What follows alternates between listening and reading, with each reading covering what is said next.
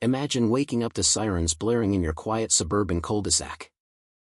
Only to find your HOA busybody neighbor smirking as cops cuff you for trespassing on your own community pool, except she's the one about to get dragged away in humiliation. What if the guy she's targeting isn't just any resident, but a master of quiet revenge who lets her bury herself with her own absurd rules? Mark Thompson had lived in Willow Creek Estates for 5 years. A cookie-cutter slice of American suburbia where manicured lawns hit a pressure cooker of petty regulations. The neighborhood promised serene living in glossy brochures, wide streets, a sparkling community pool, and an HOA that supposedly kept everything harmonious. But harmony, as Mark soon learned, was code for suffocating control. Whispers started small. Did you hear Mark's got some shady past? Probably why he keeps to himself. Neighbors shot side glances at his modest ranch house. The one with the unassuming beige siding and a single basketball hoop in the driveway. Mark, a mid-40s software engineer with a penchant for early morning swims, heard the rumors but said nothing. He wasn't the type to clap back at coffee clutches.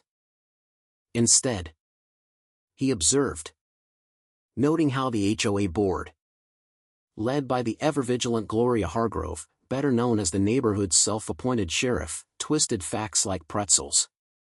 Gloria, with her perfectly coiffed bob and a wardrobe of pastel polos, preached community standards at every meeting, her voice dripping with faux concern. We all want what's best for our property values, don't we? She'd coo, while eyeing anyone who dared park an extra 5 minutes in a guest spot. It began innocently enough. Or so it seemed. One crisp Saturday morning, Mark headed to the pool at 6:45 a.m.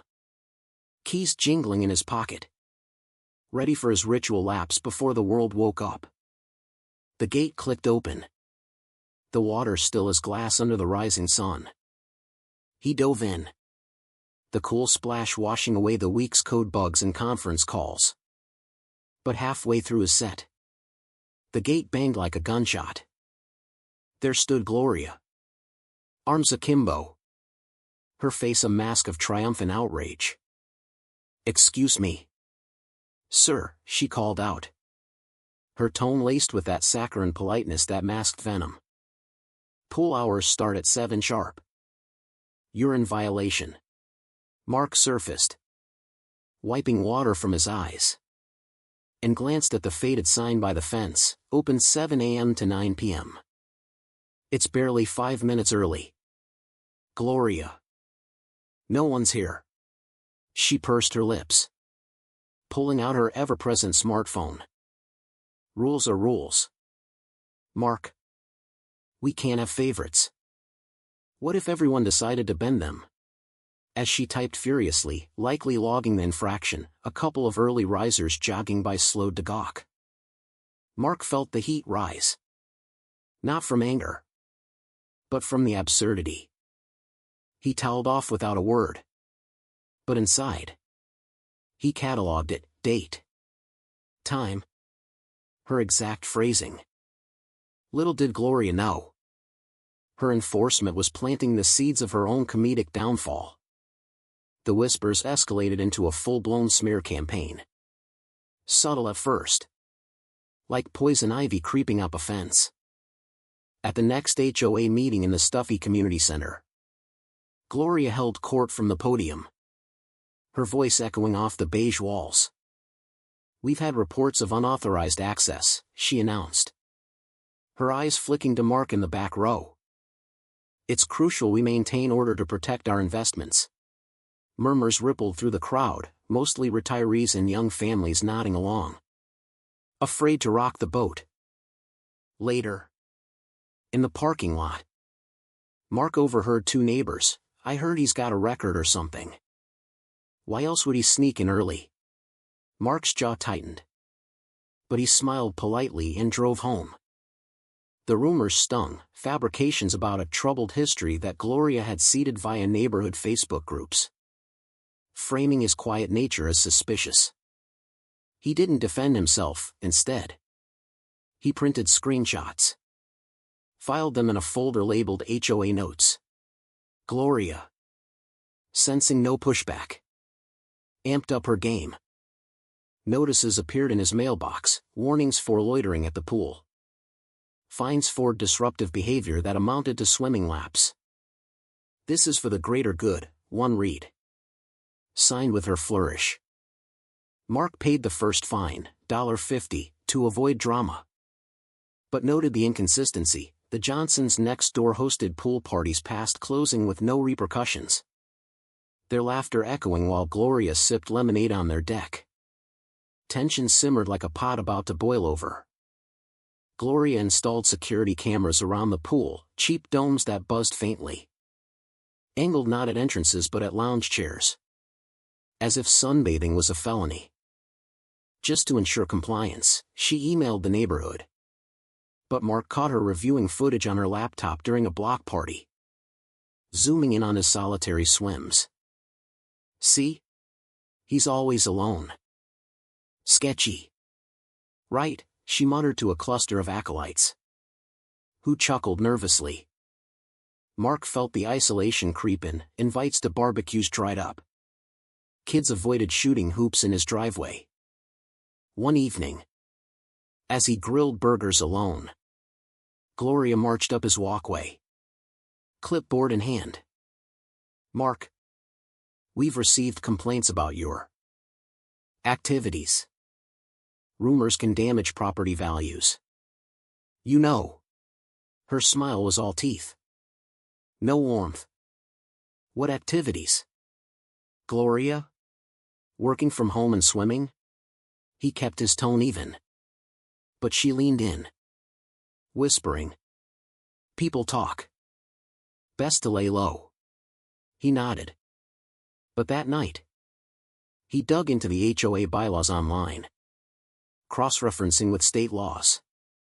Turns out, selective enforcement was a no-no. And those cameras? Installed without a vote. He emailed the board politely, clarification on camera policy. Please? Gloria's reply was curt, board discretion.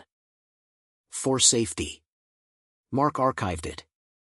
Smirking inwardly at her growing paranoia, her fear of losing her volunteer president title making her decrees more ridiculous. Like banning floaties because they cluttered aesthetics. The absurdity peaked one sweltering July afternoon when Mark arrived at the pool to find a new chain on the gate. Padlock shut despite the posted hours. A handwritten sign from Gloria, closed for maintenance, HOA order. Kids wilted in the heat. Parents grumbled. But no one challenged it. Mark, however, spotted Gloria lounging inside with a select few. Iced tea in hand. Laughing as if the pool was her private oasis. He snapped a discreet photo from afar. Then knocked on the fence. Gloria. The sign says closed. But you're in there? She sauntered over. Fanning herself dramatically. Board privilege. Mark. We're discussing improvements. You wouldn't understand, too busy with your issues. The jab landed. Implying the rumors again. But Mark stayed cool. Improvements like excluding dues-paying residents? She huffed. Don't make this personal. It's about standards. He walked away. But the next day, another fine arrived, $200 for attempted unauthorized entry. Now the gloves were off. Mark responded in writing, please provide documentation of the closure vote and equal enforcement. Silence from Gloria. But the rumors exploded, group chats buzzed with Mark's harassing the board. He endured the glares at the grocery store. The cold shoulders on walks. All while building his dossier, emails. Photos. Timestamps showing her favoritism. Gloria. Sensing a threat. Doubled down. Her once polite facade cracking into frantic control. He's undermining our community, she ranted at an emergency meeting. Her voice shrill. face reddening as attendees shifted uncomfortably. Mark sat silently in the back, noting every hypocritical word. The boiling point hit on a humid Tuesday morning. Mark's keys in hand as he approached the pool at exactly 7 a.m. The gate was unlocked, but Gloria burst from behind a bush like a budget horror villain. Phone already recording. "Stop right there. You're trespassing," she bellowed. Her confident grin twisted with glee. "Hand over those keys, now." Neighbors peeked from windows. Kids paused mid-bike ride. Mark froze, water bottle in hand. "Trespassing? I pay dues." "Gloria, this is community property." She dialed 911 dramatically, voice booming for effect. "Yes. Emergency? There's an aggressive resident refusing HOA orders. Send help, he's dangerous." Mark said nothing, but his phone was recording too, capturing her theatrical flair. Sirens wailed minutes later. 2 squad cars pulling up with lights flashing. Officers stepped out, hands on belts. "What's the issue?" "Ma'am?" Gloria pointed triumphantly. "He's violated rules multiple times. Arrest him." Mark remained calm, pulling out his folder. "Officers, here's the bylaws. My dues receipts. And evidence of selective enforcement." Gloria's face flushed deeper, but she pressed, "I'm the authority here. He has a history, rumors of instability." One officer reviewed the papers, eyebrow raised. "Ma'am, this looks like a civil dispute. No crime here." Then Mark's ace, his brother, a local detective, arrived unannounced, badge glinting in the sun. Heard the call, family matter. Gloria's smugness shattered, her eyes widened in shock, mouth gaping like a fish. You're... This is outrageous," she stammered, panic setting in as the officers turned to her. "False emergency call." "Ma'am? That's misuse of services." Neighbors gasped, some snickering at her flailing excuses. "I was just protecting order." The cops documented it all, warning her of fines.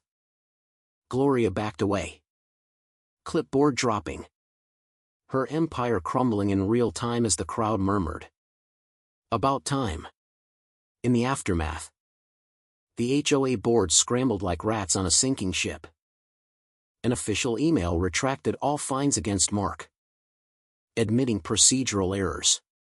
Gloria's presidency was stripped in a hushed vote. She'd overreached, her fear of losing control turning her into a parody of power. "We value fairness," the new notice read. But everyone knew it was damage control. Cameras were repositioned properly, rules clarified with actual votes. Neighbors thawed, apologies trickled in over fences. "Sorry, we believe the BS," one said with a sheepish grin. Mark swam uninterrupted, the pool returning to lazy splashes and casual chats. Gloria slunk around the neighborhood, her once authoritative strut reduced to awkward nods, her pastel polos gathering dust. The 911 log became public fodder, her name tied to frivolous call, a satirical punchline at block parties. Mark didn't gloat, he let the system self-correct, his patience paying off in quiet vindication. The community breathed easier. Absurd rules loosened, proving that entitlement wilts under scrutiny. But here's the question that lingers: was Gloria truly the villain? Or just a product of a system that lets petty tyrants flourish until someone smarter calls their bluff?